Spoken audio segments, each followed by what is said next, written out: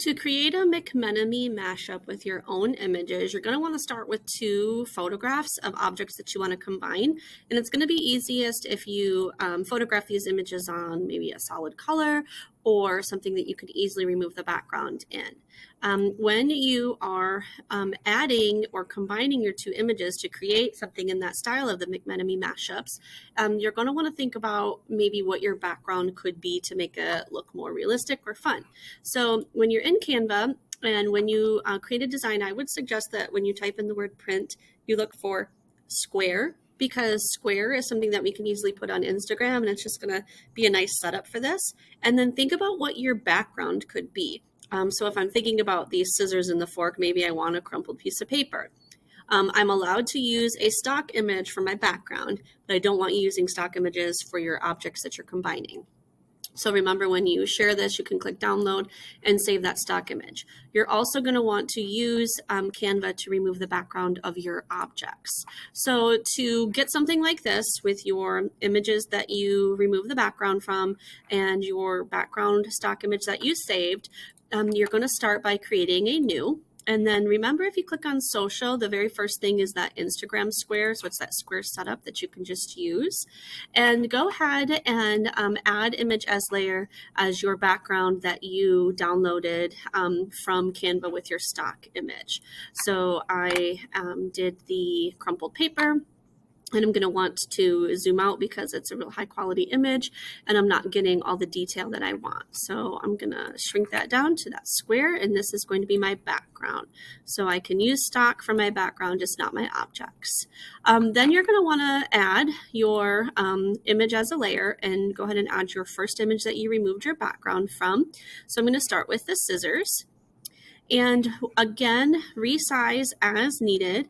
And if I am going to combine my scissors with the forks, then I'm going to want to use that marquee tool to kind of help me get rid of part of this. So while I am on that scissors layer, I can grab that marquee tool and I can move it as needed. Okay, so that one looks like I did too much of the blue, so I'm gonna just click off and redo this. Whoops. Oh boy, Control Z. Gotta get back to my select tool. Okay, we'll try that one more time. Nope, not quite there. Nope. There we go, and I can hit the backspace button to get rid of it. Okay, then I'm going to go back up, layer, add image as layer, and I'm going to want to add my second image of my fork with the background removed.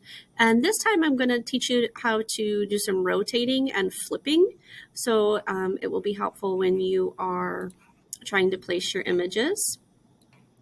So to rotate, I can just use this circle tool at the top and I can rotate part of my image. Again, I need to play around with scale, and I can keep rotating until it's lined up where I want it to be. Now, I can leave this whole fork there, or if I wanted to cut off part of it, again, I could use that marquee select tool. If I wanted the scissors to be on top, I would just, again, click and drag that layer up. So it kind of depends on what you like better. I kind of like the looks of the fork on top. I can also just copy this. If I have this layer selected, I can just hit Control C to copy, and I can hit Control V to paste, and now I have that second layer. And I can easily just flip this so it's kind of reversed.